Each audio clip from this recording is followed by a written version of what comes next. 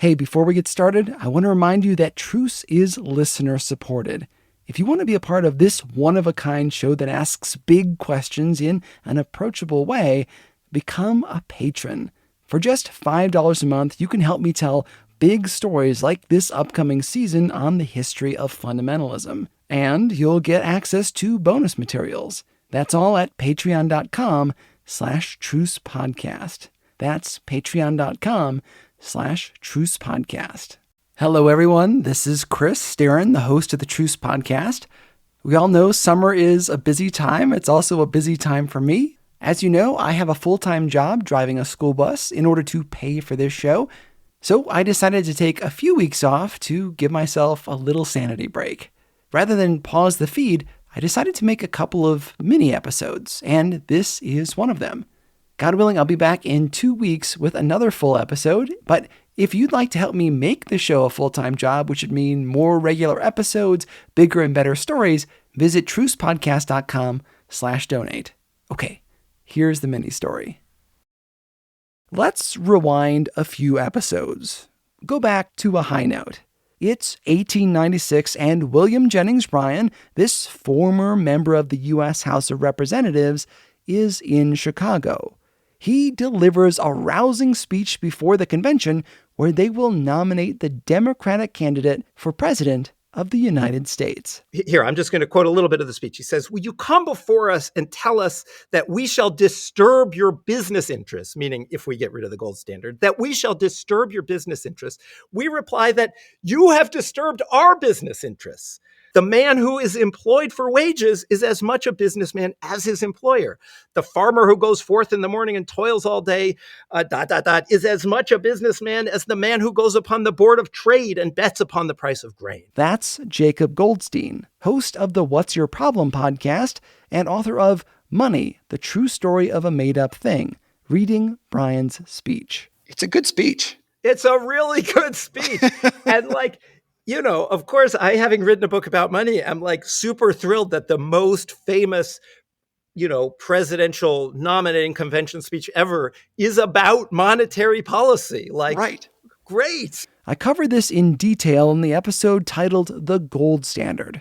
Anyway, he finishes this barn burner, the most famous speech in convention history, about monetary policy. And the room goes absolutely nuts.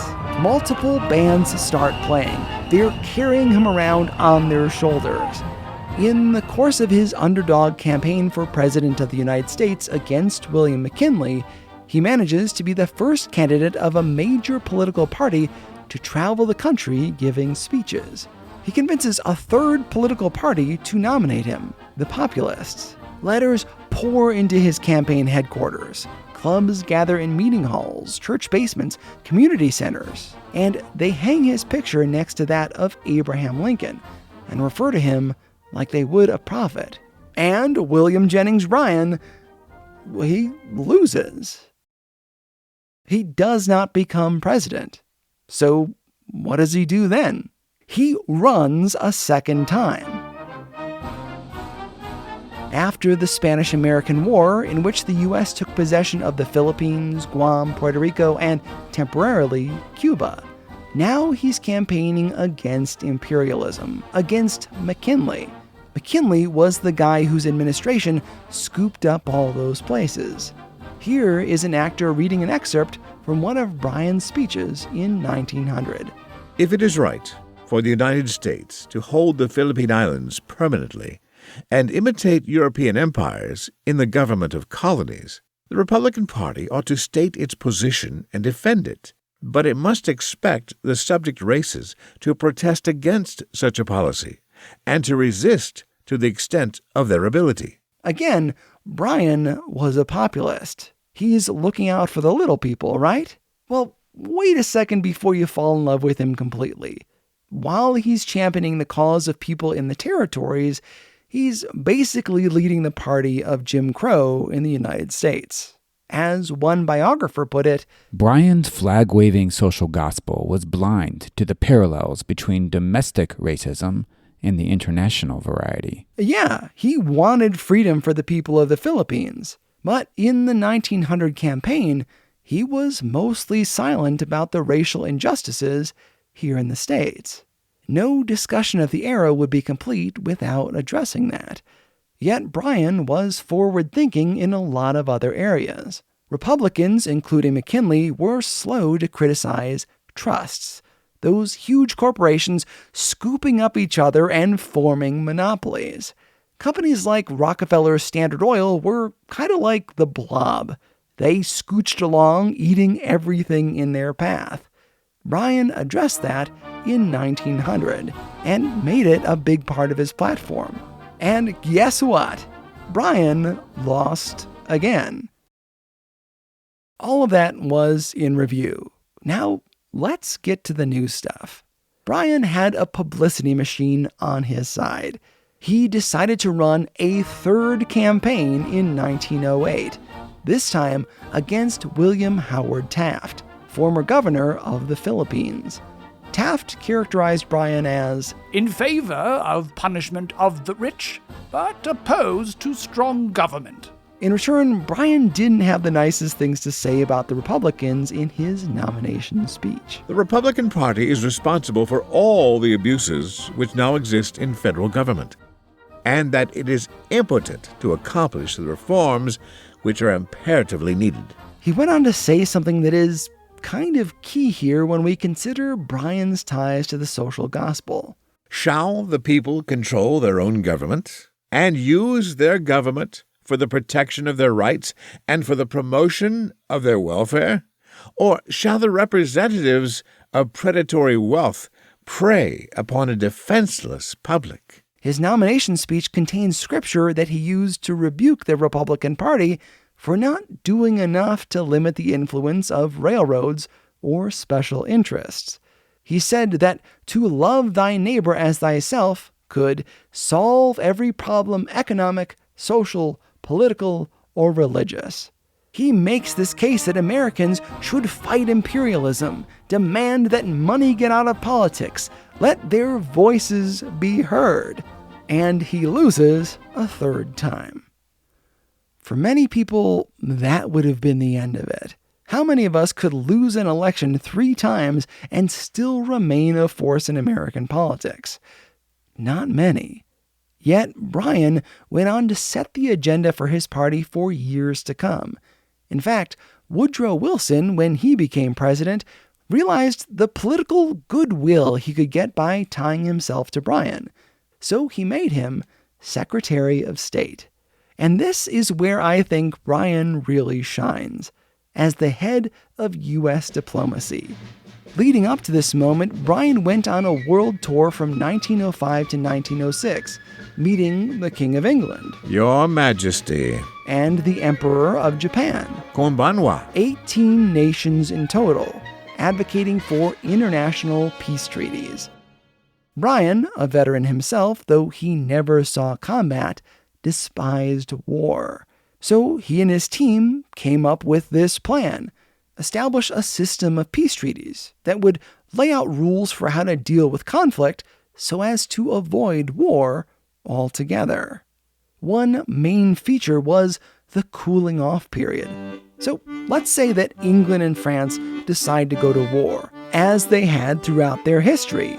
They were always sniping at each other. According to Bryan's plan, they would have to wait 1 whole year before they could fight, like separating 2 angry children to their own corners until they calmed down. These conciliation treaties turned out to be quite popular. The State Department, under Bryan's guidance, managed to negotiate 30 such treaties. That's kind of amazing. To celebrate this landmark achievement, Bryan had some old swords melted down and formed into paperweights. They kind of looked like farming plows, inscribed with a verse from the Bible. Isaiah 2:4, and they shall beat their swords into plowshares. A classic call to peace. He then gave those paperweights to diplomats, the cabinet, and the President of the United States. In his official portrait as Secretary of State, he had them paint one of those treaties into his hand. That's not all. Bryan was also against the imperialism of the Spanish-American War that led to the U.S. claiming the Philippines. He was instrumental in persuading President Wilson to support the Jones Bill of 1916, which promised the Philippines freedom in its preamble. Though, yes, it didn't set a timeline or specifics about how you go about doing such a thing. Still, it was progress. We mostly remember Bryan now as a populist, a 3-time failed candidate, head of the party of Jim Crow, and prosecutor of the Scopes monkey trial. All of those are true, but I think it's worth noting his achievements. He set the platform of the Democratic Party for decades, encouraged peace, sought to restore the Philippines, and fought corruption. All of this he did out of a sense of Christian duty.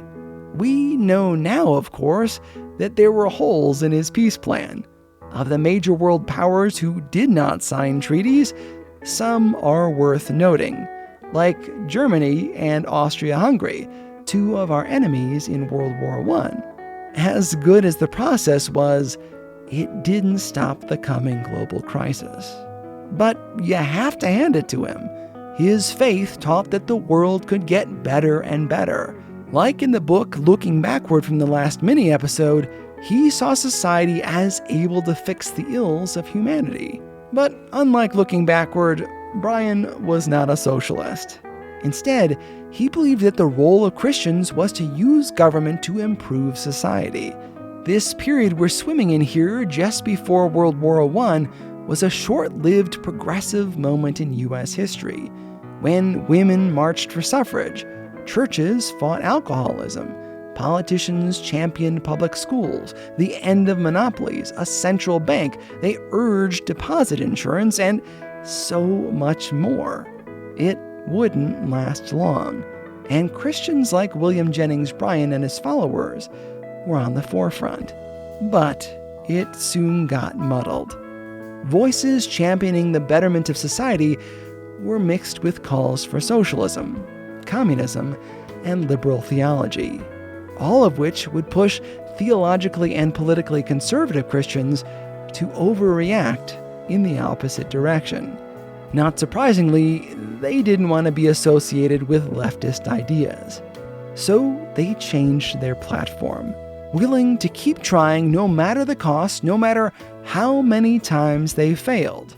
And in an interesting twist of history, their unlikely spokesman was the decidedly progressive William Jennings Bryan.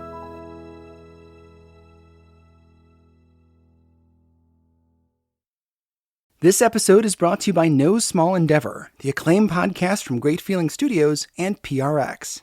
In each episode, host and award-winning theologian Lee C. Camp sits down with courageous and impassioned people, like Hollywood legend Rob Reiner and civil rights hero Reverend James Lawson, talking about what it means to find true happiness and flourish in day-to-day life. And if you're looking for somewhere to start, why not check out the recent episode with award-winning journalist and best-selling author Tim Alberta on Christian nationalism's role in the Republican Party. Follow No Small Endeavor on Apple Podcasts, Spotify, or wherever you get your podcasts.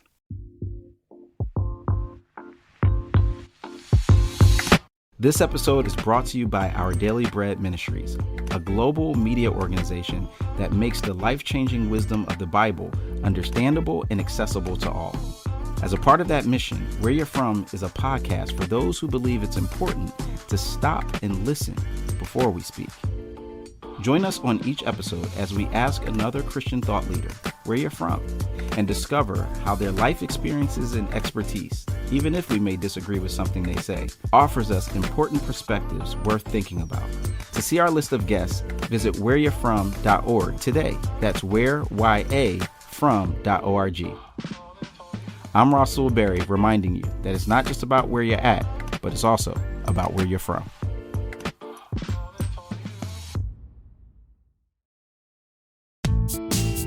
Subscribe to the show so you get every new episode as it's released. And please tell your friends. Please rate and review the show in your podcasting app. It helps people find truths. If you found this episode interesting, donate a little bit to help support the show at trucepodcast.com/donate. And if you do so on Patreon, you'll gain access to bonus materials not heard anywhere else.